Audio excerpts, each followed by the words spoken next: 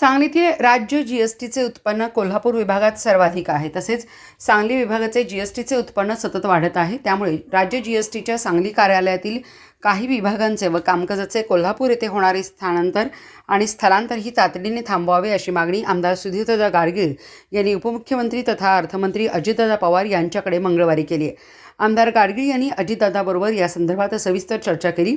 अजितदादांनी या संदर्भात पूर्णपणे सकारात्मक निर्णय घेतले जातील असे ठोस आश्वासन या चर्चेवेळी दिले। आमदार गाडगीळ यांनी सांगितले की सांगली राज्य जीएसटी विभागाची पुनर्रचना करण्याची गरज आहे।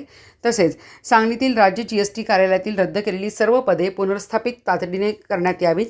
आमदार गाडगीळ यांनी अजितदादांना दिलेल्या निवेदनात म्हटले आहे की सांगली जीएसटी विभागात प्रशासनासाठी एक सहआयुक्त आणि अपिलासाठी एक उपायुक्त यांची तातडीने नेमणूक करणे आवश्यक आहे। तसेच सांगली जीएसटी कार्यालयातील 2 उपायुक्त, 3 सहाय्यक आयुक्त, 4 राज्य कर अधिकारी, 32 कर निरीक्षक आणि संबंधित सहाय्यक कर्मचारी यांची पदे शासन निर्देशानुसार रद्द करण्यात आली आहेत। ती पदे पुनर्स्थापित करण्यात यावीत। तसेच सांगली जीएसटी विभागीय लेखापरीक्षण हे कोल्हापूर राज्य जीएसटी कार्यालयात स्थलांतरित करण्यात आले आहे।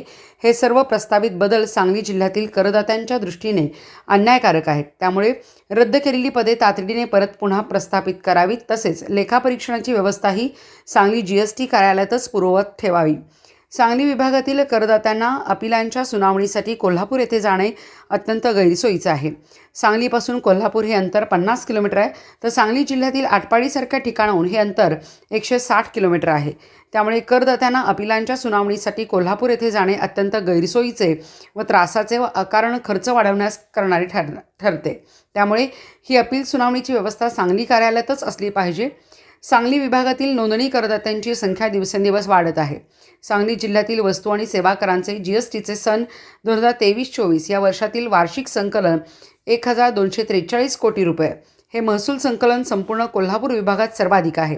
सातारा जिल्ह्याचे जीएसटीचे उत्पन्न सांगली जिल्ह्याच्या तुलनेने कमी आहे, तरीही तेथे सहआयुक्त आणि अपिलीय अधिकारी ही पदे निर्माण केली आहेत। हे सांगली जिल्ह्याच्या दृष्टीने अन्यायकारक आहे। त्यामुळे सांगली कार्यालयातच सहआयुक्त प्रशासन, उपायुक्त अपील ही पदे निर्माण करावीत। तसेच तेथेच लेखापरीक्षण तसेच अपिलीय सुनावणी याची व्यवस्था पूर्ववत होणे आवश्यक आहे। आमदार गाडगीळ म्हणाले, आमदार अजितदादा पवार यांनी या विषयाची सविस्तर माहिती घेतली आहे। तसेच त्याबद्दल संबंधित अधिकाऱ्यांबरोबरही चर्चा केली आहे। या संदर्भातील सर्व सकारात्मक निर्णय तातडीने घेतले जातील असे आश्वासन दिले।